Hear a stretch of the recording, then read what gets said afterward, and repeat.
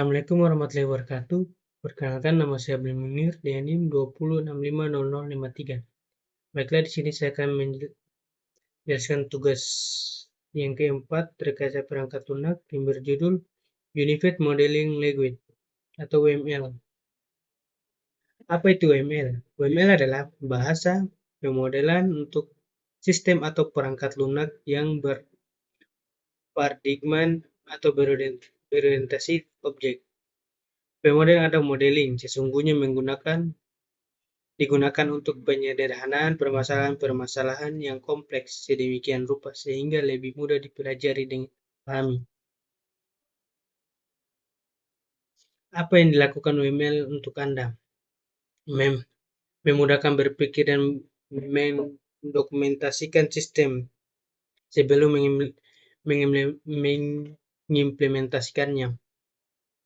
Meramalkan sistem, menurunkan biaya pembangunan, merencanakan dan menganalisis logika sistem atau perilaku, membuat keputusan yang benar sedini mungkin sebelum melakukan decoding.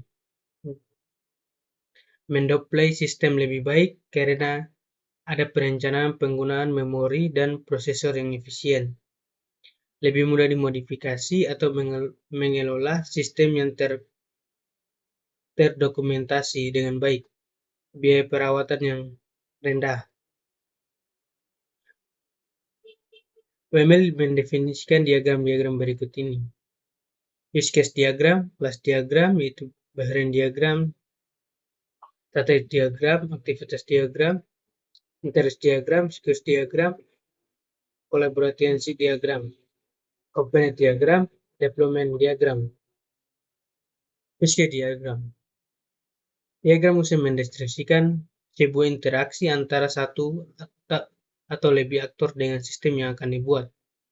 Diagram use case digunakan untuk mengetahui fungsi apa saja yang di dalam sebuah sistem dan siapa saja yang berhak menggunakan fungsi-fungsi tersebut. Berikut ini lambang use case. Di sini ada simbol, ada nama dan keterangan. Di sini nama aktor spesifikasikan himpunan peran. Ini ada aktor, ada dependency, generalization, include, extend, action, system, use case, collaboration, dan node. Ada juga aktor di sini, extend, kolaborasi, include.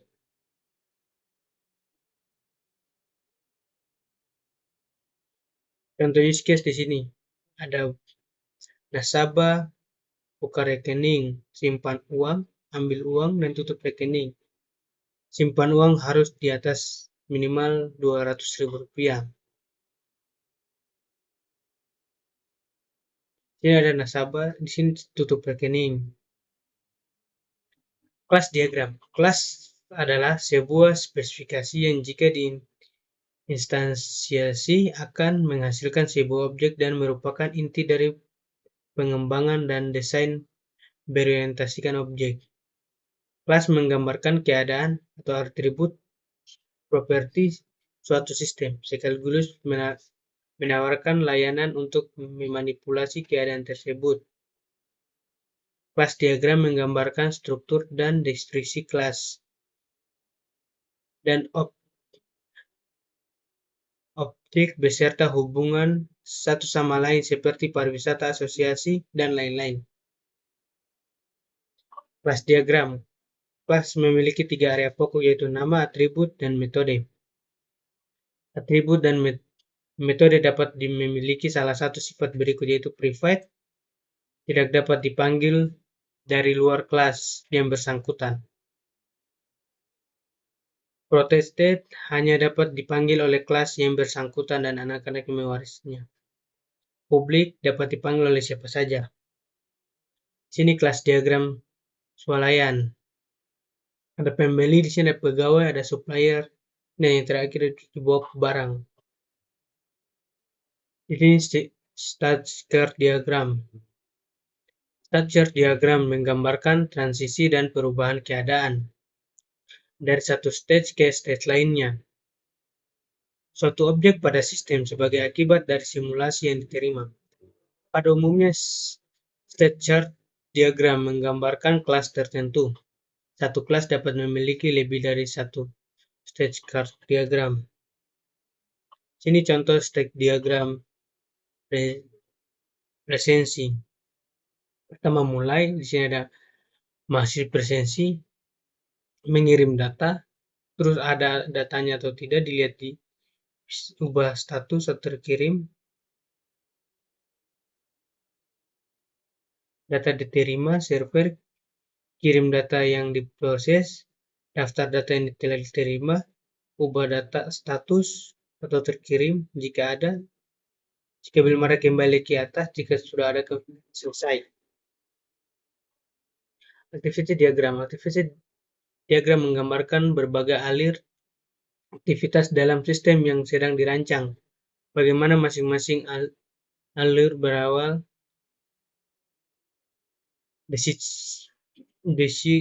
decision yang mungkin terjadi, dan bagaimana mereka berakhir. Activity diagram juga dapat menggambarkan proses paralel yang mungkin terjadi pada beberapa sekuensi.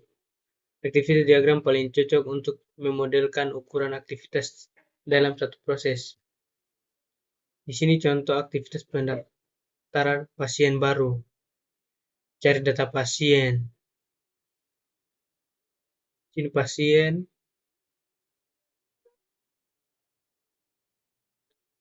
Data pasien baru. Pasien. Bercetak kartu. Kemudian selesai. Sekuensi diagram. Sekuensi diagram menggambarkan interaksi antara objek di dalam dan di sekitar sistem, termasuk pengguna, display, dan sebagainya.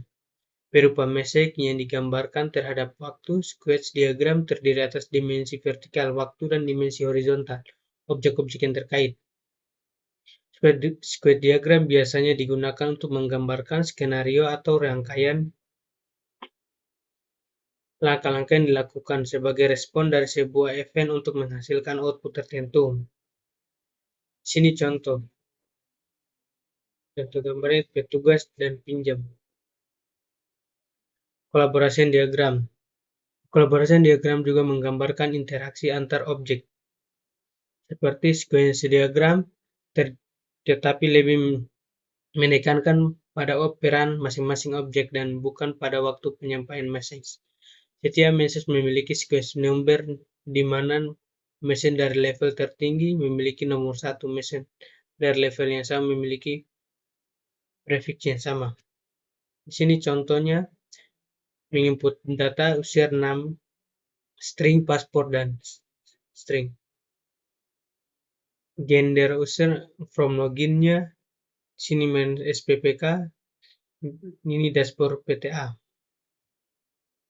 Komponen diagram. Komponen diagram menggambarkan struktur dan hubungan antara komponen piranti lunak termaksud ketergantungan, depends di antaranya.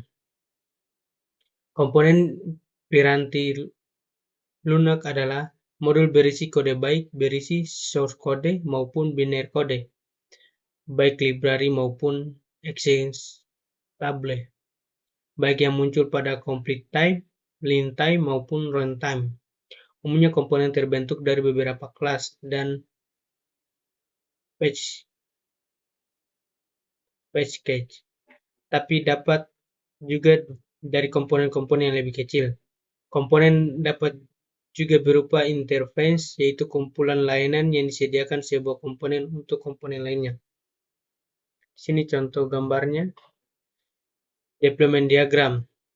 Deployment fisikal atau diagram menggambarkan detail bagaimana komponen display dalam infrastruktur sistem, di mana komponen akan terletak pada mesin atau server. Sebuah node adalah server, workstation, atau piranti keras lain yang digunakan mendeploy komponen dalam lingkungan sebenarnya. Hubungan antar node misalnya TCP Kemudian sini contoh gambarnya.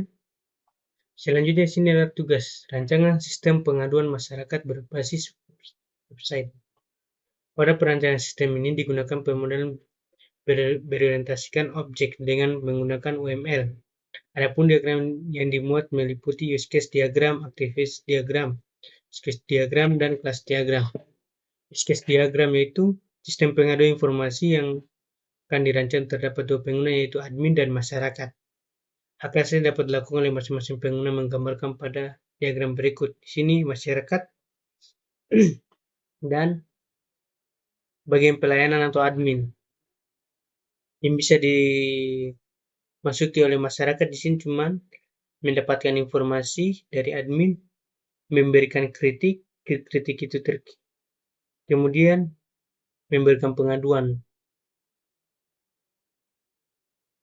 Sini yang bisa lihat oleh admin yaitu semuanya, yaitu mengelola informasi, mengelola kritik saran, login, mengelola account, mengelola balasan, mengelola pengaduan, bisa juga mendapatkan informasi dari masyarakat,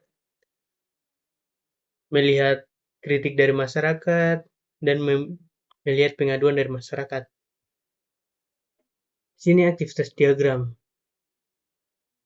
Aktivitas diagram merupakan sebuah diagram yang menggambarkan aktivitas yang sedang dilakukan oleh user dalam sebuah sistem informasi. Di sini bagian pelayanan pelanggan itu mengakses website, menampilkan form pengaduan, melihat daftar pengaduan, menampilkan daftar pengaduan, balasan, menampilkan pengaduan, konfirmasi pengaduan. Di sini square diagramnya itu, square diagram merupakan sebuah diagram yang bisa menggambarkan proses yang dilakukan user dalam sistem informasi berdasarkan urutan waktu dari tahapan proses tersebut. Di sini contoh gambarnya. Kemudian kelas diagram. Diagram ini berfungsi untuk menggambarkan hubungan yang terjadi antara atribut dalam sebuah sistem yang nantinya bisa dibuatkan dalam suatu database sistem informasi. Di sini ada login, ada web service, dan keluhan. Demikian telah penjelasan dari saya akhiri. Wassalamualaikum warahmatullahi wabarakatuh.